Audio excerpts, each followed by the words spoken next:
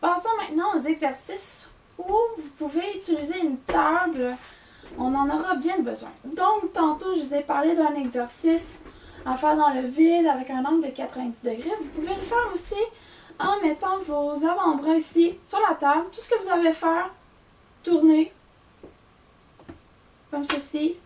Le dessus de la main frotte et contre la table. Vous revenez tout simplement. Donc, vérifiez si vous êtes bien détendu quand vous faites ça.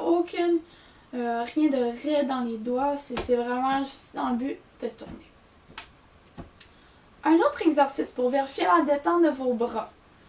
Vous mettez votre coude sur la table. Votre main ici est bien molle, comme dans mon cas, aucune tension. Vous êtes ici, et là, tout ce que vous faites, c'est que vous laissez tomber votre avant-bras. Ok, je recommence. Donc, je lève ici, c'est mou, mou, mou. Et là, pour certains, ils utilisent l'expression, c'est comme si on lançait une balle. Soit une balle de baseball, une balle de tennis, n'importe quoi. Et vous laissez tomber. Une autre fois. Vous pouvez faire la même chose avec l'autre bras, évidemment. Donc, on lève, une tension, et on relâche.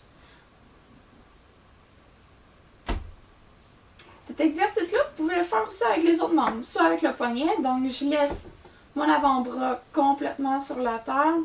Je monte le poignet, je redescends. Je monte, redescends.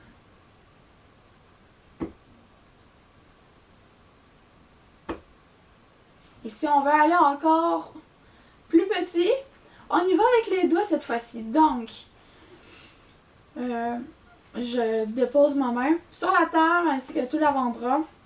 Et cette fois-ci, le défi, ça va être de lever un doigt à la fois. Donc, par exemple, je vais prendre mon index. Je lève seulement mon index, il n'y a absolument rien d'autre qui bouge. Je lève et je le laisse tomber. Je recommence. Lève.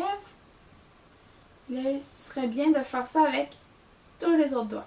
Il est certain qu'il y a des doigts qui vont être plus difficiles que d'autres. Par exemple, le 4e et le 5e doigt, je peux vous dire tout de suite, c'est plus difficile.